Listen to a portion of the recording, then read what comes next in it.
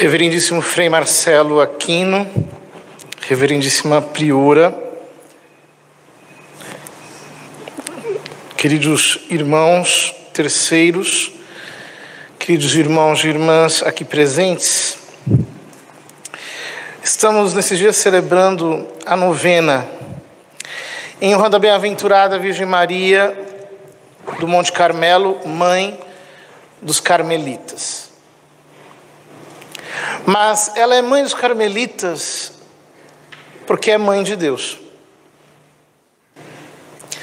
E este dogma que a Igreja solenemente declarou de maneira infalível no Concílio de Éfeso, no ano de 431, dogma confirmado por um milagre acontecido no mesmo dia, sobre o Monte Esquilino, em Roma, no dia 5 de agosto, quando, em pleno verão romano, aquele lugar ficou cheio de neve, onde depois se construiu e até hoje está a Basílica de Santa Maria Maior. Milagre que foi comemorado por todos os católicos, apreensivos contra um herege chamado Nestório. Na verdade, Nestório negava a divindade de nosso Senhor Jesus Cristo.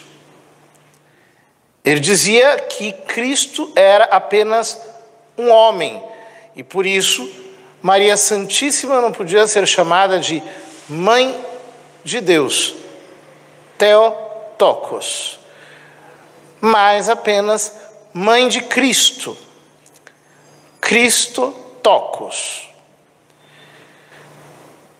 A Igreja, obviamente, em defesa da divindade de Cristo, proclamou a verdade católica, que Maria Santíssima é, de fato, Mãe de Deus. Porém, esta verdade de fé precisa ser bem entendida, sobretudo em dias nos quais tantos irmãos desunidos da nossa igreja nos ridicularizam, dizendo que, sim, Maria é mãe de Jesus Cristo e Jesus Cristo é Deus, mas dizem eles, Jesus Cristo é Deus e homem. E, portanto, ela é mãe de Cristo segundo a natureza humana. Sim, é óbvio que é isso. A Igreja nunca disse que Maria Santíssima fosse mãe da natureza divina. A natureza divina não tem mãe. A natureza divina é eterna. Não foi gerada, não foi criada, eternamente é. É óbvio, é evidente que quando a Igreja afirma que Maria é mãe de Deus, não está dizendo que ela é mãe da divindade de Cristo. Quando a Igreja diz que Maria Santíssima é mãe de Deus, ela está dizendo que Maria Santíssima é mãe de Cristo segundo a natureza humana, porém, o sujeito dessa natureza humana é a segunda pessoa da Santíssima Trindade.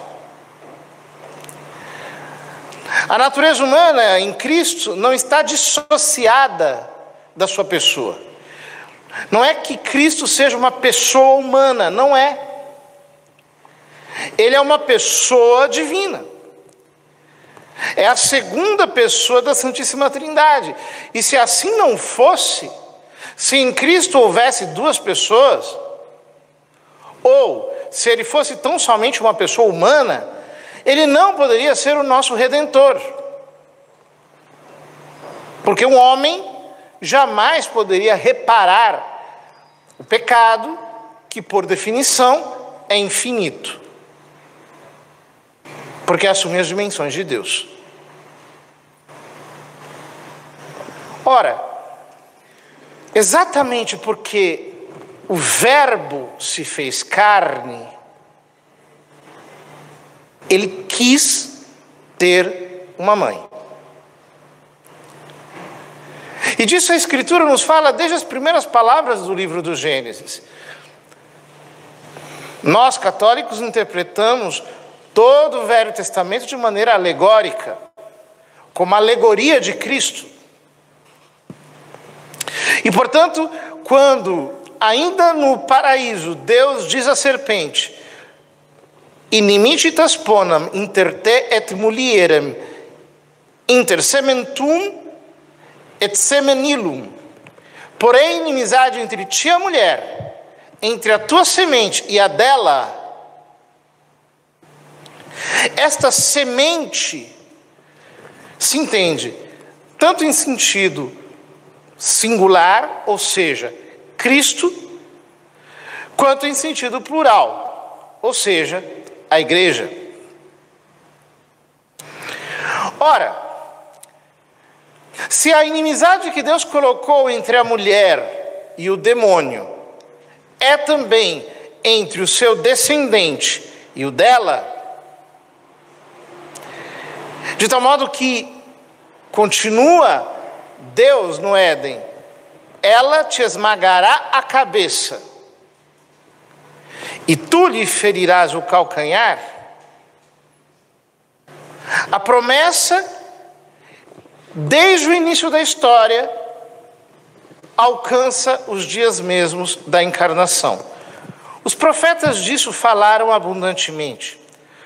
O profeta Isaías anuncia o nascimento do Messias naquele fato alegorizado no nascimento de Ezequias, filho de Acás, dizendo: a virgem ficará grávida e dará à luz um filho e lhe porá o nome de Emanuel, Deus conosco. Seria por acaso Ezequias Deus conosco? Não. Deus conosco, como interpreta São Mateus, no início do seu evangelho, logo no capítulo 1, é Cristo. E o próprio São Mateus, olhando para Maria, diz: assim se cumprirão as palavras da profecia. Eis que a virgem conceberá e dará à luz um filho, a quem porá o nome de Emanuel. O profeta Isaías, mais adiante, no final da sua profecia, diz umas palavras que nos enchem de estupor. Ele diz: voz estrondosa da cidade, voz do templo, voz de Yahvé que dá paga aos inimigos, sem os trabalhos de parto, sem as dores de parto, Sião deu à luz, antes de chegarem as dores, pôs no mundo um filho homem. Quem já ouviu tal coisa? Quem viu algo semelhante? Essas palavras do profeta Isaías se cumpriram na maternidade da Santíssima Virgem, que antes de sentir as dores, porque permaneceu virgem, inclusive depois do parto, deu à luz um filho. O prometido, o esperado. E quem é esse filho? Diz-nos o profeta Isaías, no capítulo 9 da sua profecia, diz-nos: nasceu para nós um pequenino, um filho nos foi dado, o principado está sobre seus ombros, e seu nome será Maravilhoso, Conselheiro, Deus Forte, Pai da Eternidade e Príncipe da Paz. O seu domínio será grande, e a paz não terá fim. sobre o trono de Davi e o seu reino, para estabelecê-lo e confirmá-lo no direito e da justiça. O profeta Isaías aqui chama o menino de El Gibor, que significa Deus forte. Esse menino é Deus. Esse menino que nasce da mulher é Deus. Esse menino concebido pela mulher é Deus. É Deus que assumiu a natureza humana, mas esta natureza humana não está solta no ar. Ela subsiste numa pessoa divina, que é a pessoa de Cristo. Do mesmo modo, o profeta Miqueias diz umas palavras impressionantes na sua profecia, que são referidas ao nascimento de Cristo. Mas tu, Belém de Éfrata, pequena para estar entre as tribos de Judá, de ti para mim sairá o que há de ser o dominador em Israel. Suas origens são desde tempos antigos, desde dias longínquos. Por isso, ele os entregará até o tempo em que a parturiente der à luz. Então, o resto de seus irmãos voltará aos filhos de Israel. Ele se manterá de pé e apacentará no poder de Yahvé, na sublimidade do nome de Yahvé, seu Deus, e se estabelecerão. Então ele será grande até os confins da terra, e esta será a paz. O que o profeta Miqueias aqui anuncia é o nascimento do Messias, mas esse nascimento é profetizado juntamente com a parturiente. E isso é impressionante. É impressionante porque alguns irmãos têm a mentalidade de que ela foi escolhida a esmo. Poderia ter sido qualquer uma. Segundo eles, ela foi tão somente uma porta pela qual entrou o Salvador. Ela teria sido unicamente uma estrada, que uma vez utilizada, volta a ser o que sempre foi, uma mera estrada. Mas não é assim que a Escritura trata a mãe do Messias. Ela é profetizada junto com o filho em Gênesis. Ela é profetizada junto com o filho nas diversas passagens que fala do Messias, o que significa que, como diz as palavras do profeta Oséias, se as suas origens remontam aos tempos antigos, o decreto pelo qual Deus decidiu fazer-se homem foi o mesmo decreto pelo qual ele decidiu fazê-lo em e através de Maria. Isso é impressionante. É impressionante por quê? Porque o decreto da divina encarnação, emitido antes da criação do mundo, já incluía a Santíssima Virgem.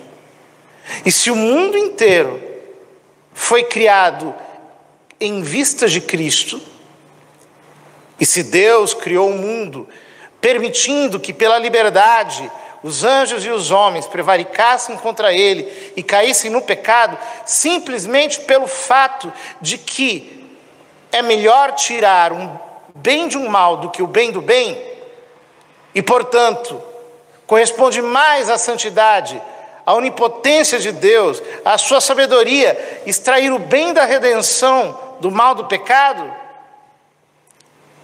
O mundo inteiro foi criado com vistas a Jesus em Maria.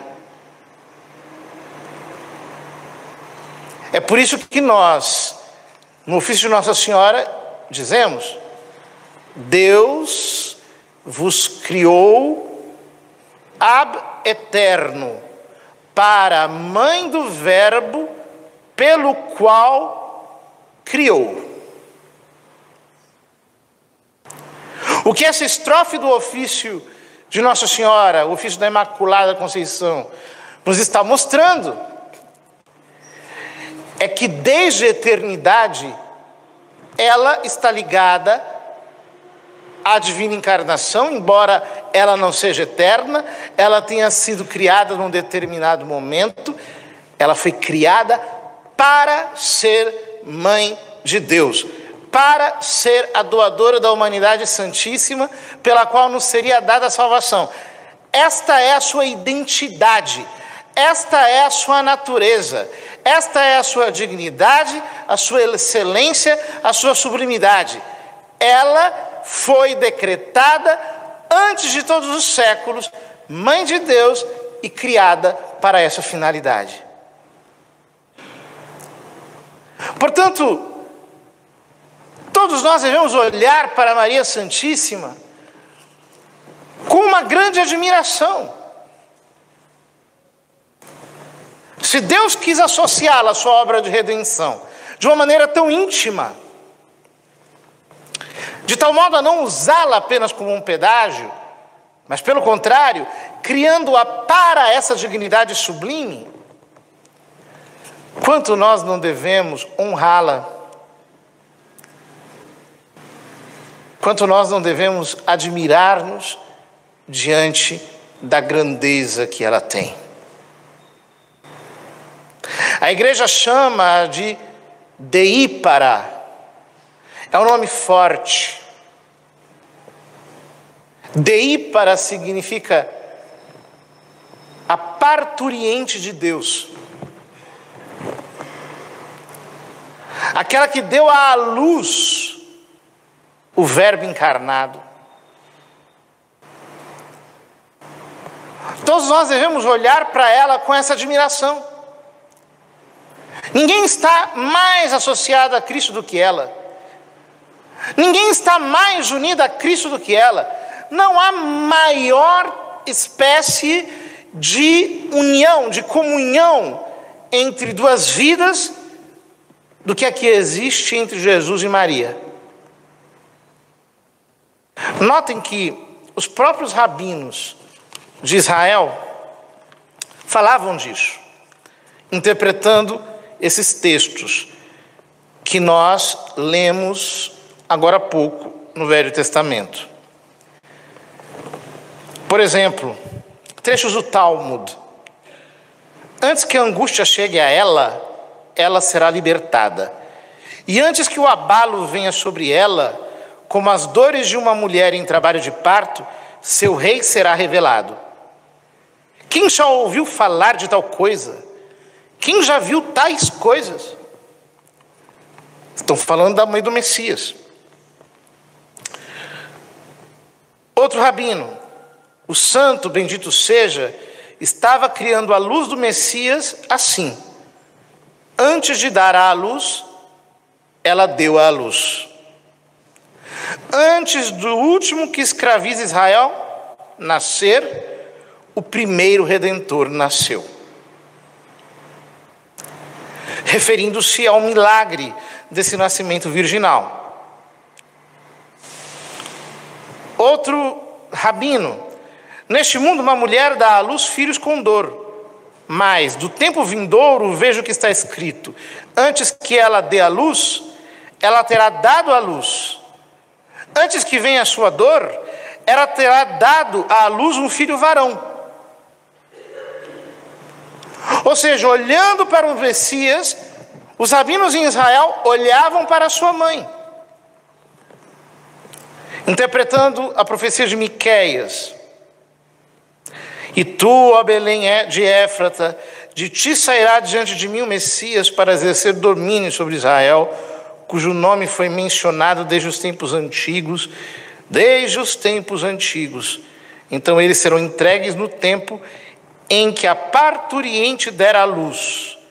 Então ele se levantará e governará com poder para o Senhor. uma Mishnah que comenta Miqueias capítulo 5, mostrando a grandeza de Maria. Vejam, queridos irmãos, que essa é a razão pela qual Maria Santíssima não queria casar-se em conjunção carnal. É muito interessante que, segundo o relato de São Lucas, quando o anjo se apresenta a ela e lhe anuncia que ela será mãe de Deus, ela diz: como se fará isso, se eu não conheço varão? Ora, esse trecho começa justamente dizendo que ela era desposada com José. Portanto, tinha contraído matrimônio legal. Como ela objeta ao anjo que ela não conhece varão? Então isso é sinal de que ambos haviam contraído um matrimônio virginal. E por que Maria Santíssima quis tomar um matrimônio virginal? Ora, se essas informações sobre a mãe do Messias corriam em Israel, desde as Sagradas Escrituras e desde os comentários das Mishnah feitas pelos rabinos, naquele tempo em que havia uma expectativa messiânica tão alta, ela, sendo santíssima, sendo puríssima, sendo imaculada, tendo uma incomensurável carga de virtudes, teve um impulso humilde de colocar-se como pequena, indigna, pobre, e de dizer: eu não quero correr o risco de ser a mãe do Messias. Eu não sou digna. Ela consagrou a sua virgindade para ser serva da mãe do Messias. Para, na eventualidade de que o Messias aparecesse, ela pudesse ser uma escrava. Ela pudesse estar totalmente colocada à sua disposição. Assim são os humildes. Os humildes cantados por ela no Magnificat, assim que ela recebe o anúncio por parte de Isabel. O Senhor viu a pequenez de sua serva. Doravante as gerações me chamarão de bem-aventurada, porque o poderoso fez grandes coisas em meu favor. O seu nome é santo, a sua misericórdia se estende de geração em geração sobre aqueles que o temem. Ele derruba os poderosos de seus tronos, eleva os humildes, despede os abastados de mãos vazias e sacia o pobre. Ela está falando dela. Ela está revelando a sua despretensão. E, portanto, quanto foi pega de surpresa por um anúncio tão extraordinário, ela, na sua incomensurável humildade, ignorava a dignidade que ela tinha. E por isso foi escolhida, criada para tal, teve as virtudes para tal. Feita para tal, foi habilitada para tal.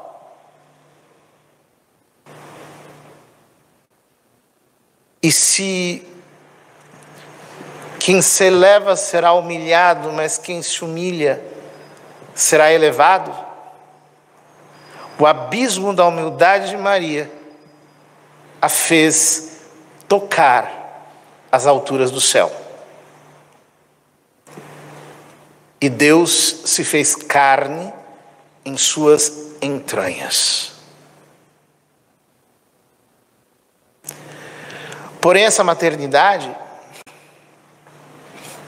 se desdobra numa maternidade espiritual sobre toda a igreja.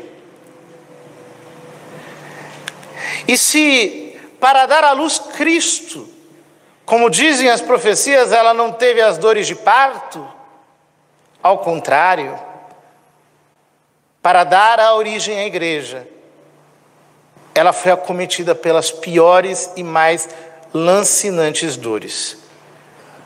É aos pés da cruz que ela se torna mãe da igreja.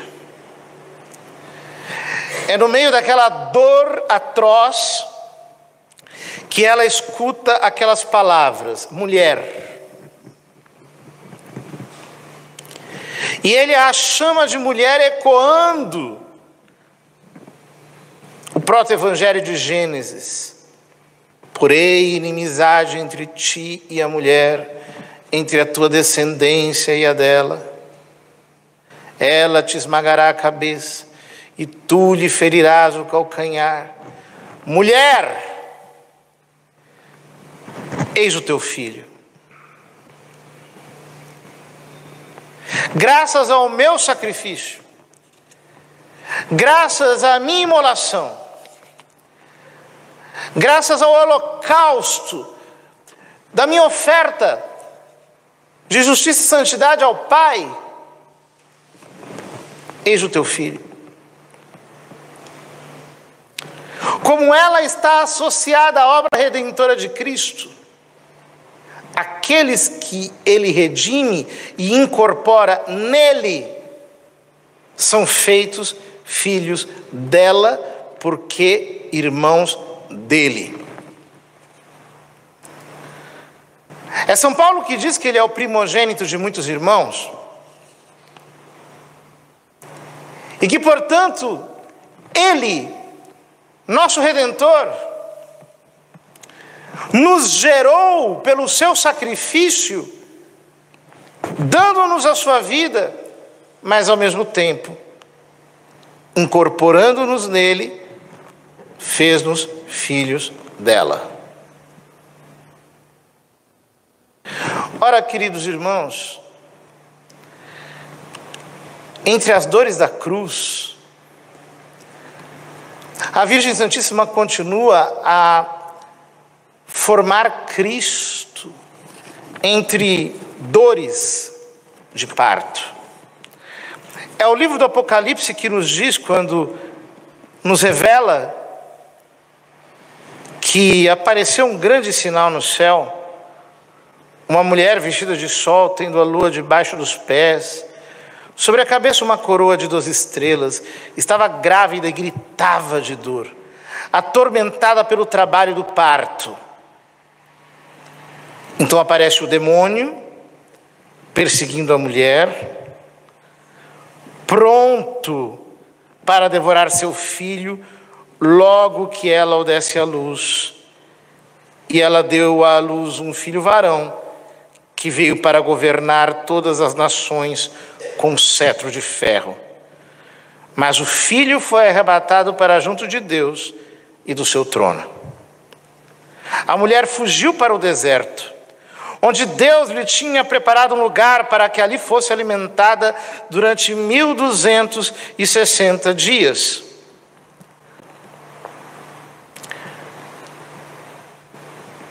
Se ao dar à luz Cristo, ela não padeceu as dores do parto,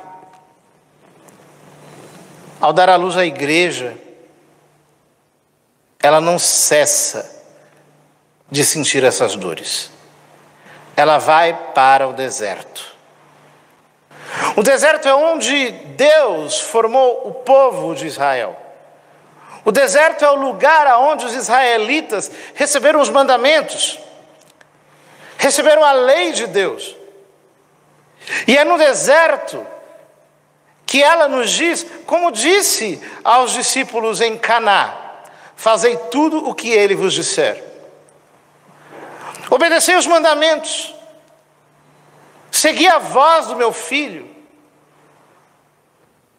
E hoje, nesses dias em que o demônio se levanta com fúria, com uma grandeza espantosa, com tantas cabeças que pensam modos de destruir o reinado de Cristo, com tantos chifres de uma violência incontenível.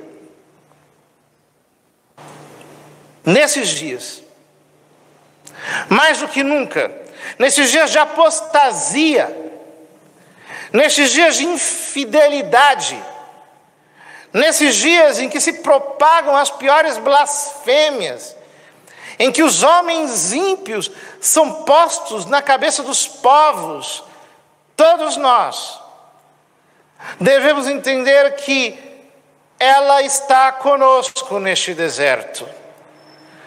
Nós aqui não estamos sozinhos. É ela que nos acalenta, é ela que nos dá força, é ela que nos alimenta, é a sua intercessão que nos coloca em pé. Por isso, ela nos pede com insistência: suplicai a mim. Como quem diz, eu vos quero dar muitas graças, mas para isso tendes que pedi-las a mim.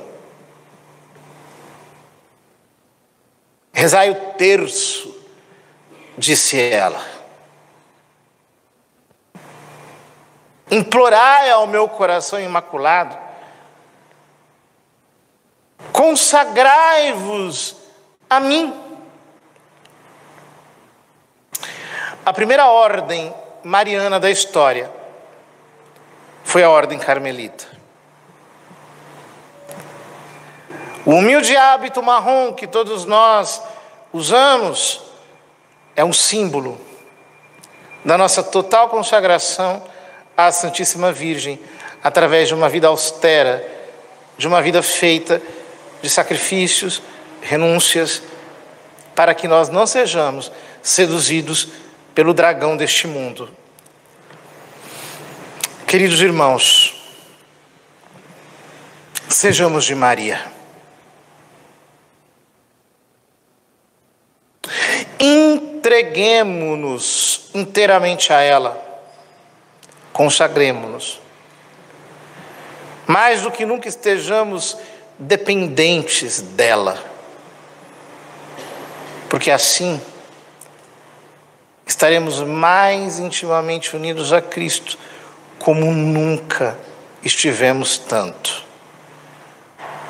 Que a bem-aventurada Virgem Maria do Monte Carmelo, Mãe de Deus e nossa, nos ajude cada dia a subirmos mais apressadamente a este monte que é Cristo e a jamais nos enganarmos com a imensidão das forças infernais, pois a promessa é clara: ela te esmagará a cabeça. A promessa é clara. Por fim, o meu imaculado coração triunfará.